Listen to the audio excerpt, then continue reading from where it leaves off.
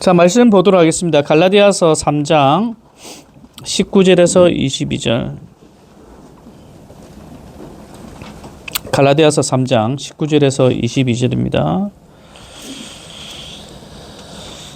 자, 다 같이 우리가 하나님의 말씀을 받들어 읽도록 하겠습니다. 함께 19절 시작. 그런즉 율법은 무엇이냐? 범법함으로 더하여진 것이라. 천사들을 통하여 한 중보자의 손으로 베푸신 것인데 약속하신 자손이 오시기까지 있을 것이라. 그 중보자는 한 편만 위한 자가 아니냐? 하나님은 한 분이시니라. 그러면 율법이 하나님의 약속들과 반대되는 것이냐? 결코 그럴 수 없느니라. 만일 능히 살게 하는 율법을 주셨더라면 의가 반드시 율법으로 말미암았으리라. 그러나 성령이 모든 것을 죄 아래 가두었으니 이는 예수 그리스도를 믿음으로 말미암는 약속을 믿는 자들에게 주려 함이라. 아멘. 오늘 말씀은 율법과 그 한계에 대한 제목을 가지고 함께 은혜를 나누고자 합니다. 우리가 지금 계속 말씀을 보면서 깨닫는 게 중요하죠. 맞죠? 깨닫는 것도 중요한데 그 깨닫기 이전에 우리가 성경 말씀에 대해서 좀 알아가는 시간이 분명히 필요합니다. 갈라디아서 말씀을 통해서 우리가 지금까지 놓쳐왔던 율법이 무엇인가에 대한 부분들, 그 다음에 믿음이 무엇인가 지금 끊임없이 얘기하고 있습니다. 그래서 여러분 스스로가 말씀을 들으면서 정리를 하셔야 됩니다. 갈라디아서만큼 이렇게 율법에 대해서 끄집어내고 율법이 무엇인가, 그리고 반대되는 어떤 믿음이 무엇인가에 대해서 계속적으로 얘기하고 있거든요. 그러니까 우리가 설교를 듣고 난 다음에 이제 지나고 나중에 여러분들에게 율법이 무엇인가, 믿음이 무엇인가 이런 물으면 또 뭔가 들은 것 같은데 이래서는 안 됩니다. 맞죠? 그러니까 여러분들이 설교를 들으면서 설교를 듣고 이번 한 주간 내가 어떻게 이 말씀을 가지고 살아야 되지, 어떤 적용에 대한 부분도 물론 필요하겠죠. 당연히 그것도 필요하지만은 일단 우리는 그 이전에 오늘 말씀에서 얘기하는 어떤 정의들, 율법이 무엇인가, 믿음이 무엇인가 이런 부분들을 계속적으로 여러분 스스로가 좀 정리해 나가시면 참 좋을 것 같습니다. 지난주에는 율법과 약속의 각, 율법과 약속, 율법과 언약, 맞습니까? 그 약속의 어떤 관계에 대해서 말씀을 드렸습니다. 특별히 복잡한 어떤 관계에 대해서 설명하고 있지 않았어요? 지난주에는 무엇이 먼저인가? 굉장히 심플하죠. 굉장히 심플합니다. 율법이 먼저인가? 아니면 약속이 먼저인가? 사도 바울이 율법과 믿음에 대해서 계속적으로 얘기하면서 심플하게 얘기합니다. 봐봐, 무엇이 먼저인가? 라고 얘기하면서 이 약속을 제가 이 헬라어 단어로 사도 바울이 유언이란 단어, 그 단어와 동일하다고 했죠. 그 유언이란 단어를 얘기하면서 유언이 폐기될 수 있습니까? 없습니까? 폐기될 수 없다라고 설명을 했죠. 그리고 그 유언, 그 약속이 폐기될 수 없는 이유가 무엇인가? 궁극적으로 그 약속은 누구를 향해져 있다? 누구에게? 예수 그리스도께 향해져 있다. 그래서 폐기될 수 없음을 얘기를 했죠. 율법이 무엇입니까? 믿음이 무엇입니까? 그 순서가 어디가 먼저인가? 약속이 먼저이다라는 것을 지난주에 말씀을 드렸고, 자, 이제 그렇다면 제가 지난주에도 그랬죠. 이 자꾸 헷갈리게 왜 하나만 주시면 되지, 믿음만 주시면 되지, 아브라함 때 믿음을 주셔가지고 계속적으로 이어오게 하시면 되지, 왜 중간에 십계명 율법을 주셔가지고 이렇게 헷갈리게 하는가? 왜 율법을 주셨는가? 제가 지난주에 처음으로 던졌습니다. 이제 오늘 본문에서 얘기합니다. 그렇다면 왜 율법을 주셨는가? 이 부분을 설명을 하고 있습니다. 자, 19절 볼까요? 함께 읽겠습니다. 시작. 그런즉 율법이 무엇이냐? 이제 율법에 대해서 설명을 합니다. 그렇다면 율법은 무엇인가? 뭐죠? 범법함으로 더하여진 것이라. 천사들을 통하여 한 중보자의 손으로 베푸신 것인데 약속하신 자손의 오시기까지 있을 것이라. 오늘 19절 말씀을 통해서, 그리고 이후의 말씀을 통해서 이제 우리가 정리를 이제 하셔야 되는데, 율법이 무엇인가, 율법이 왜 주어졌는가 이제 설명을 하고 있습니다. 율법의 본래적 기능이 무엇인가? 자, 첫 번째. 자, 다 같이 읽읍시다. 시작. 율법은 의를 이루는 기능을 위해서가 아니라 뭐라고요? 죄를 다루는 기능을 위해 주어졌다는 겁니다. 19절에서 오늘 얘기하고 있는 것이 범법함으로 더하여졌다. 뭐가? 율법의 기능은 의를 이루는 기능이 아니라, 율법을 잘 지켜서 우리가 의를 이루기 위해서 하나님께서 율법을 주신 것이 아니라, 율법의 첫 번째 기능이 무엇인가? 죄를 다루는 기능입니다. 죄 때문에 율법을 주신 겁니다. 범법함으로 더하여졌다. 이 바세온이라는 이 범법하다는 말은 죄를 드러내기 위해서, 율법이 왜 우리에게 주어지는가? 죄를 드러내기 위해서.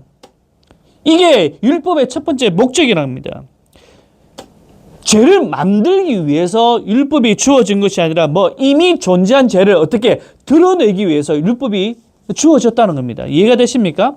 하나님이 아담과 하와에게 명령을 하셨습니다. 이 바로 법이죠. 법입니다. 명령을 하셨습니다. 어떤 명령인가? 선악과를 먹지 말라. 명령이거든요.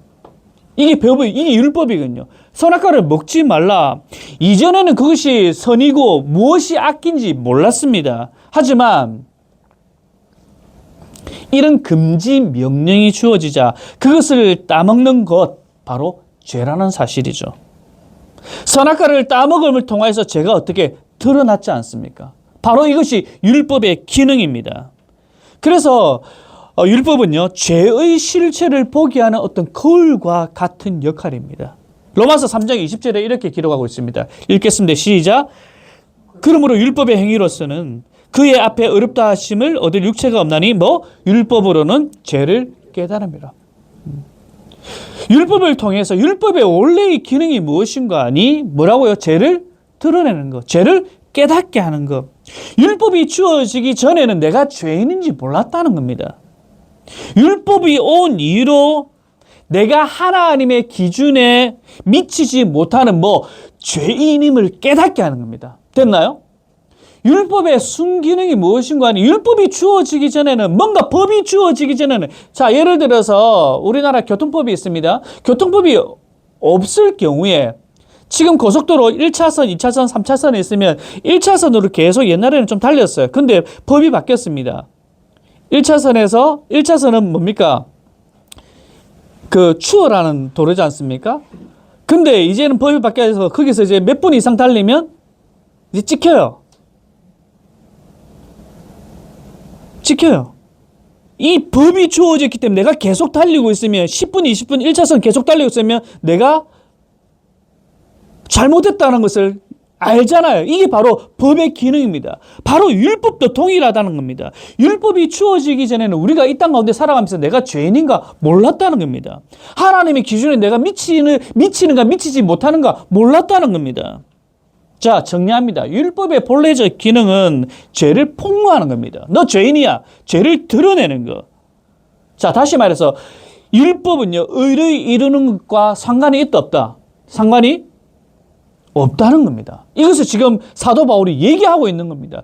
율법은 죄를 드러내는 것인 거지, 의를 만들어내는 것, 의를 이루는 것과 상관이 있다 없다? 없다는 사실을 갈라디아 교인들에게 지금 설명을 하고 있는 겁니다. 자, 이제 두 번째로, 율법은요, 읽읍시다. 시작. 간접적으로 주어진 겁니다. 그러나 약속은 하나님이 직접 주신 것이다. 이것을 지금 사도 바울이 19절에서 얘기를 하고 있습니다. 넘겨줄까요? 19절. 자, 첫 번째는요, 범법함으로 더하여진 것이다. 이것이 율법의 첫 번째 기능이에요. 죄를 드러내는 것. 두 번째 기능은 천사들을 통하여 한 중보자의 손으로 베푸신 것이다. 여기서 한 중보자는 모세를 가리킵니다. 모세. 구약에도 모세 중보자라고 얘기하거든요. 여기서 모세를 한 중보자라고 얘기하고 있는데, 자, 이게 무슨 말이냐면, 율법은 하나님이 직접 주신 것이 아니라 하나님이 천사들을 통해 또한 모세에게 주신 것이다 라는 말입니다. 그러니까 율법은요, 직접적인 것이 아니라 간접적인 것이라고 설명하는 부분이죠. 율법이 하나님과 전혀 무관하다는 것이 아닙니다. 마치 천사가 만들어서 모세에게 주어진 것으로 오해하시면 안 됩니다. 지금 바울은요, 율법과 약속을 비교하면서 율법이 약속에 비해 열등하다는 것을 지금 설명해 주고 있습니다. 왜냐하면 지금 갈라디아에 있는 교인들이 율법을 최우선적으로 여기고 있거든요. 그게 아님을 지금 두 번째로 설명하고 있는 겁니다. 됐나요? 자, 이제 세 번째 넘겨주세요. 읽읍시다. 시작. 율법은 한시적이. 율법이 끊임없이 가는 것이 아니라 율법이 한시적이다. 이 부분이 또한 19절에서 설명하고 있습니다. 볼까요? 밑에 보면 뭐죠? 약속하신 자손이 오시기까지 있을 것이다. 율법에 대한 한계에 대한 설명을 하고 있습니다. 율법이 계속 이어지는 것이 아니라 언제? 약속하신 자손. 이 부분은요, 지난주에 말씀을 드렸습니다. 약속하신 자손. 그 자손이 누굽니까? 복수가 아니라 한 단수로 설명하고 있다고 얘기했습니다. 바로 예수님입니다. 예수님. 약속하신 자손이 예수님이 오시기까지 그 율법의 존속의 이유, 기간이라는 사실이죠. 율법이 임시방편이라는 사실입니다. 예수께서 이 땅에 오셨고 십자가에 달려 죽으시고 부활하신 이후에는 율법이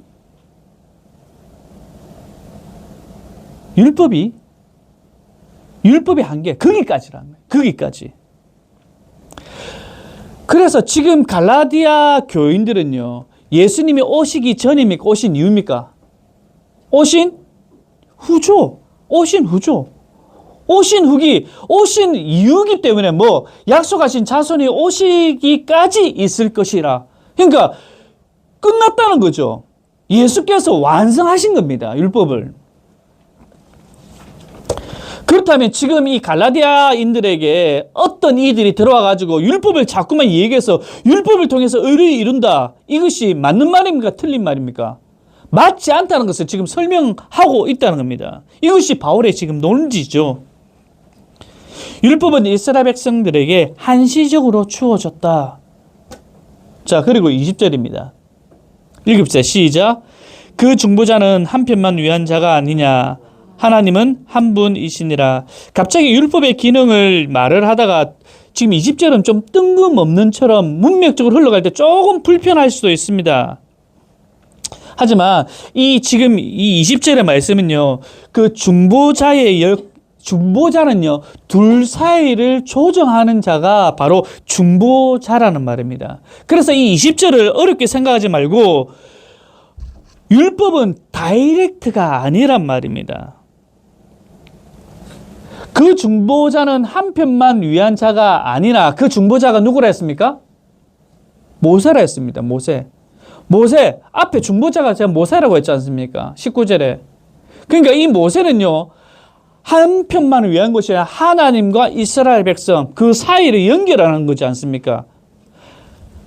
자가 아니라 하나님은 한 분이시라. 다시 말해서 율법은 아까 좀 전에 얘기했듯이 거쳐서 내려오는 거지만은 언약은 뭡니까? 다이렉트라는 말이 바로 20절의 말입니다. 그러니까 율법과 언약의 차이점을 지금 설명하고 있는 부분입니다. 그렇게 어렵게 안 보셔도 됩니다. 율법은 모세를 통해, 그 중보자는 한 편만을 위한 자가 아니다. 율법은 모세를 통해 거쳐서 왔고, 그러나 뒤에 하나님은 한 분이시다. 이 말은 언약은 홀로 계신 하나님으로부터 다이렉트로 왔다. 율법이 모세라는 중보자의 역할이 있으므로 제한적이고 완전치 못하나 언약은 하나님과 사람 사이에 존재하는 것이 없으므로 제한적이지도 않고 완전하다는 말입니다. 이 말이 20절 말씀은 그렇게 정리를 하면 됩니다. 자, 넘어가도록 하겠습니다. 자, 이제 네 번째입니다. 읽읍시다. 시작. 율법에는 생명력이 있다 없다? 없다. 21절에 보시면 이렇게 기록하고 있습니다. 읽읍시다. 시작. 그러면 율법이 하나님의 약속들과 반대되는 것이냐? 결코 그럴 수 없느니라. 만일 능히 살게 하는 율법을 주셨더라면 의가 반드시 율법으로 여기서 만일 능히 살게 하는 율법을 주셨더라면 가정문입니다. 가정문. 여러분 가정문 아시죠? 영어로 하면 우리가 가정문 영어로 이렇게 많이 얘기하지 않습니까? If I were bird, I could fly anywhere. 이렇게 얘기하죠. 내가 만약에 새라면 어디든지 날아갈 수 있다. 이게 가정문이지 않습니까? 그러면 이걸 가정문을 직설문으로 바꾸면 뭡니까? I am not a bird. 나는 새가 아니기 때문에 I cannot fly anywhere. 나는 새가 아니기 때문에 나 어디든지 갈 수 없다라는 말이죠. 자, 이게 가정문인데 이 말을 직설법으로 바꾼다면 능히 살게 하는 율법을 주시지 않았다는 겁니다. 다시 말해서 율법에는 생명력이 없다라는 말입니다. 만일 능히 살게 하는 율법을 주셨더라면 이 말을 직설법으로 바꾼다면 의가 반드시 율법으로 말미암지 않는다는 겁니다.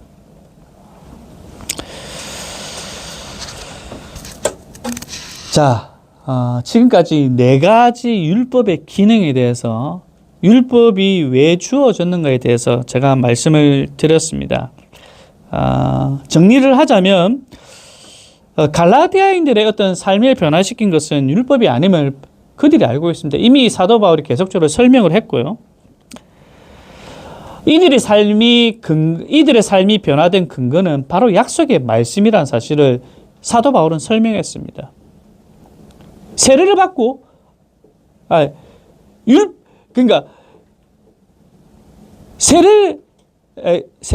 할례를 받고 삶이 변화된 거 그게 아니지 않냐라고 얘기를 했지 않습니까? 이미 너네들이 할례가 들어오기 전에 이미 예수 그리스도의 믿음을 통해서 너희들의 삶이 변화되었다라는 것을 말씀을 드렸죠. 율법은 결코 하나님을 향한 삶을 가져다 주지 않습니다. 그래서 율법은 결코 의의 소망으로 인도할 수 없다라는 사실입니다. 이제 마지막 부분입니다. 22절. 읽읍시다. 시작. 그러나 성경이 모든 것을 죄 아래 가두었으니 이는 예수 그리스도의 믿음으로 말미암는 약속을 믿는 자들에게 주려 함이라.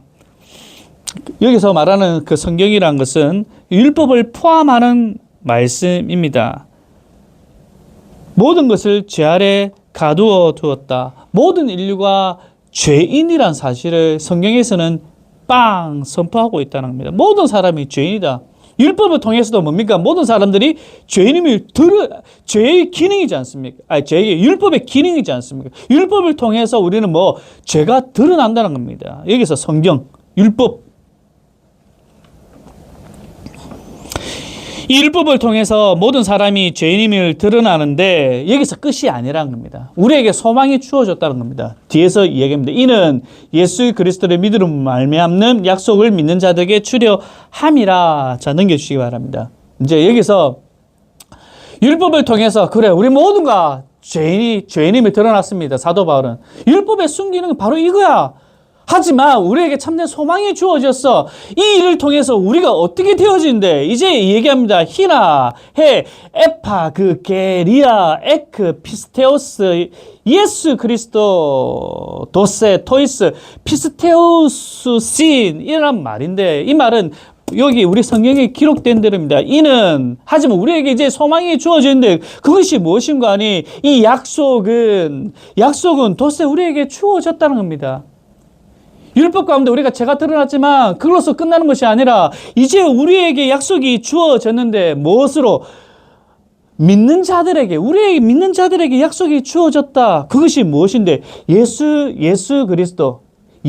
그리스도를 믿는 믿음 안에서 우리에게 참된 약속이 주어졌다는 겁니다.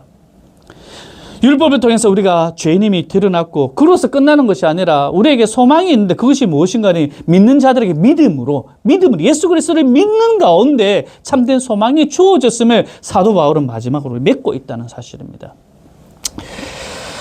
자, 여기까지 이제 사도 바울은 율법의 그 본래의 기능을 이제 네 가지에 대해서 설명을 하고 마지막 소망이 믿는 자들에게 있다라는 것을 정리를 했습니다. 이제 결론입니다. 제가 결론 부분들을 제 나름대로 이렇게 하다가 한 책을 봤는데 제가 맺은 결론보다 이분의 결론을 가지고 여러분들에게 말씀을 전하는 것이 더 유익하겠다 싶어서 제가 가지고 왔습니다. 미국에서 조이 선교교회 담당하고 계신 김형익 목사님의 오늘 제가 설교했던 이 본문입니다. 이 본문의 결론을 제가 인용해서 오늘 설교를 마무리하고자 합니다. 제 게 아닙니다. 이거는 이분의 설교에 제가 인용해서 이 결론에 인용해서 제가 가져온 겁니다. 제 게 아님을 제가 얘기합니다. 제가 그 결론 낸 것보다 훨씬 더 좋아가지고 여러분들에게 유익할 것 같아서 제가 가져온 겁니다. 잘 들으십시오. 율법이라는 진입로를 통과하지 않고 복음의 고속도로로 들어오게 된다면 여러분은 복음의 은혜를 제대로 깨달을 길이 없을 것입니다. 여러분 자신의 죄로 비참해지고 아무런 소망이 없으며 죄책감에 시달리는 괴로움 없이 믿음으로써 의롭다 하시는 복음의 은혜에 들어오셨다면 결코 그 은혜가 얼마나 큰지 깨달을 수 없을 것입니다. 와, 복음, 은혜가 주어졌어. 이 감격함이 율법을 통해서 먼저 돌아와야 된다는 거죠. 왜? 율법이 첫 번째 기능이 뭡니까? 죄를 드러내는 겁니다. 이걸 먼저 우리가 율법을 통해서 복음을 깨달을 때 이 복음이 얼마나 값지고 귀한 것임을 알게 된다는 겁니다. 됐나요? 자, 거꾸로 여러분이 복음의 은혜를 깊이 깨닫지 못하고 그 은혜에 감격하며 살 수 없다면 여러분이 율법이라는 진입로를 통해 복음의 고속도로로 들어온 것인지를 돌아보셔야 됩니다. 지금 내가 감격함이 많이 없고 뭔가 복음, 이 은혜가 주어졌다는 사실에 대한 부분이 밍숭밍숭하다 하면 내가 율법의 진입로를 정말 통과한지를 바라는 겁니다. 이 말이에요. 그리고 하나님께 율법이 먼저 나를 정죄하여 나의 참모습을 보일 수 있게 구하셔야 됩니다. 내가 지금 감격함이 없고 내가 교회 나온 것이 뭔가 기쁨이 좀 뭔가 이렇다면 다시금 하나님께 율법을 통해서 나를 보게 해달라고 구하셔야 됩니다. 왜냐하면 율법을 통해서 내 자신이 보여지기 때문에 죄인이라는 사실을. 자, 오늘날 이렇게 쉽게 예수를 믿는다고 고백하고 결단한 이들이 적지 않습니다. 쉽게 내가 예수님 믿습니다. 그런 고백한 사람들이 너무나도 많다는 겁니다. 그냥 나 예수님 믿었습니다. 나 참 자유합니다. 그냥 이렇게 쉽게 고백한 사람들이 실제로 교회 안에 성도들이 많다는 겁니다. 여러분 자신을 살펴보십시오. 죄로 비참한 처지에 빠져 있는 소망 없는 여러분의 상태를 율법이 가르쳐 주는 것을 경험하셨습니까? 그것을 경험하고 사십니까? 그 경험이야말로 우리로 하여금 복음이란 조심스럽게 서행을 해야 하는 진로가 아니라 신나게 달릴 수 있고 자유를 만끽할 수 있는 고속도로임을 경험하게 해주는 것입니다. 복음이 믿음으로 거저주시는 구원을 준다고 말하는 것을 듣기 전에 여러분은 율법이 여러분 자신의 처지에 대해서 말하는 것을 먼저 들으셔야 합니다. 여기서 율법을 잘못 사용한 사람의 이야기를 언급해야 하겠습니다. 바로 부자 청년 관원이었습니다. 예수님께서 율법의 내용을 십계명 항목들로 말씀하시자 부자 청년은 내가 어려서부터 다 지켰나이다 라고 대답을 했습니다. 말하자면 율법으로 자기의 죄를 찾는데 쓴 것이 아니라 자기의 의로움을 확인하는 데 썼다는 것입니다. 율법을. 앤드류 주크는 이렇게 말했습니다. 사탄이 율법을 갖고 우리 자신의 거룩함을 입증하려 하나, 사탄은 그렇게 한다는 거죠. 하나님께서는 우리가 죄인임을 입증하기 위해 율법을 주셨습니다. 이것이 오늘 사도 바울이 얘기하지 않습니까? 또한 여기서 사단이 그렇게 사용했다는 것은 지금 갈라디아 지역에 들어온 어떤 이들이 율법을 이렇게 사용한다는 겁니다. 율법을 통해서 당신이 정말 죄인이야? 소망이 예수 그리스도밖에 없어? 이렇게 말하고 있는 것이 아니라 뭡니까? 이것을 통해서 내가 의인이다라는 것을 자꾸만 드러내는 거죠. 이게 사탄의 전략이라는 것을 얘기를 하고 있다는 겁니다. 자, 오늘날에도 얼마든지 우리는 자기의 의로움과 거룩함과 도덕성을 확인하는데 율법을 들어 사용하고 있다는 겁니다. 11조로 꼬박꼬박 한다든지 주의를 꼬박 지킨다든지 하는 율법 지킴으로써 자신의 의로움과 옳음을 확인하는 방향으로 가신다면 여러분은 율법을 잘못 사용하는 것입니다. 여러분이 율법을 참으로 아신다면, 여러분이 정말 율법을 참으로 안다면 여러분은 절망하지 않을 수 없을 겁니다. 아무도 하나님의 완전하신 뜻을 계시하는 율법을 완전하게 지킬 수 없기 때문입니다. 율법은 탐내지 말라고 했지만 우리는 하루에도 수없이 많이 일어나는 우리 안의 탐심을 억제하지 못하고 살아갈 수밖에 없는 존재들입니다. 이것을 오직 율법 안에서만 깨달을 수 있습니다. 인본주의의 터 위에 세워진 도덕과 윤리는 결코 우리의 죄성을 가르쳐 주지도 않고 줄 수도 없습니다. 절망을 모르는 사람은 결코 희망을 찾지 않습니다. 율법을 모르면 결코 그 사람은 구원의 길을 찾지 않습니다. 그래서 마르틴 루터는 이렇게 말했습니다. 마지막입니다. 율법의 기본적 요점은 인간을 향상시키는 게 아니라 악화시키는 것이다. 말하자면 율법은 인간의 죄를 폭로하고 그것을 깨닫게 함으로써 스스로 겸비하게 하고 두려워하게 하고 깨지게 하고 부서지게 한 뒤 그들로 하여금 은혜를 구하게 하고 마침내 복된 씨인 그리스도께로 나오게 한다. 이게 결론입니다.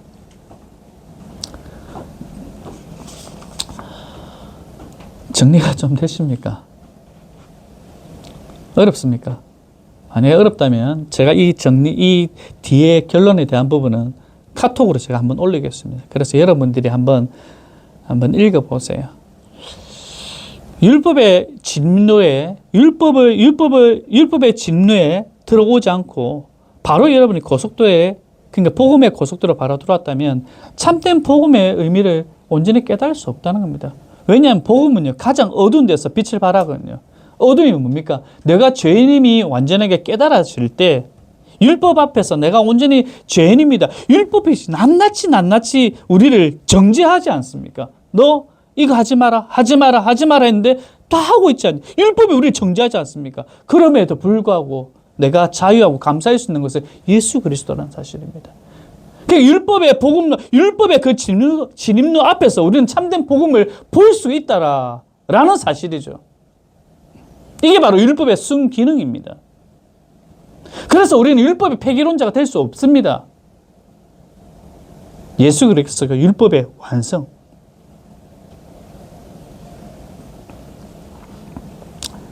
끝. 요 표를 이제 보고 보시면요. 오늘 19절에서 22절에 정리된 부분입니다. 율법과 언약, 약속에 대한 정리인데요. 율법은 쌍방적이라고 얘기했습니다. 하지만 언약은 일방적이고, 그리고 율법은요, 모세를 통해서 천사가 모세가 다른 사람들에게 중보자라고 오늘 설명되어 있죠. 하지만 언약은 다이렉트입니다. 하나님께서. 그리고 전달 방식 제가 좀 전에 얘기했죠. 간접적이고 직접적이고. 효력은 죄를 드러내는 것이고, 율법은 뭡니까? 언약은 의를 약속하는 겁니다.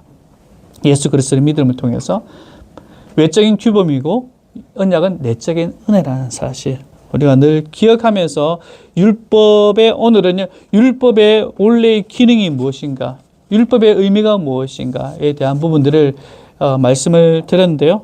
오늘 말씀은 여러분들이 정리를 하시고 앞으로 율법과 이런 믿음에 나왔을 때 흔들리지 마시고 정확하게 개념을 잡으시면 좋을 것 같습니다. 자, 찬양하고